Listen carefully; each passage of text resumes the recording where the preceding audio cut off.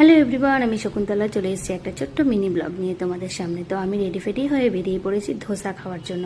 Actually আমাদের চোপড়াতে ধোসা পাওয়া যায় না, তো কালাগঞ্জে একটা দোকানে ধোসাটা স্টার্ট করেছে। তো আমি টোটো করে রওনা দিয়েছি। এই যে আমি পৌঁছে গেলাম কালাগঞ্জের হাংরি হেল্প। তো এখানে আজকে থেকে ধোসাটা স্টার্ট করলো।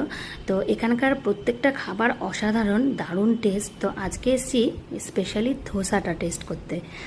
তো এই দেখো আমি বসে আছি, এই যে মিঠাই রানী বসে আছে। তো আমরা বসে ওয়েট করছিলাম আমাদেরকে কতক্ষণে ধোসাটা দিবে। ফাইনালি মিঠাইয়ের পাতে পড়ে গেছে ধোসা। এই দেখো, জাস্ট অসাধারণ হয়েছিল প্রত্যেকটা আইটেম। তো খুব ভালো লেগেছে আমার খেয়ে। তো তোমাদেরকে রিকোয়েস্ট করব, তোমরা যারা যারা কালাগঞ্জের আশেপাশে আছো অবশ্যই একবার ধোসাটা ট্রাই করো আর এখানকার খাবারগুলো ট্রাই করো, জাস্ট অসাধারণ। তার এই যে ধোসা খাবো গরমের দিন আর তার সাথে কোল্ড ড্রিঙ্কস খাবো না, তাই কখনো হয়? তো আমরা একটা চিকেন ললিপপও নিয়ে নিয়েছিলাম, ওটাও খেলাম, ওটাও জাস্ট অসাধারণ ছিল। আর সব থেকে বিশেষত্ব হচ্ছে এখানকার যে ওনার আছে দাদা, মনোজিৎ দা, সেই দাদার ব্যবহার। তো চলো, টাটা, বাই বাই, দেখা হচ্ছে নেক্সট ভিডিওতে।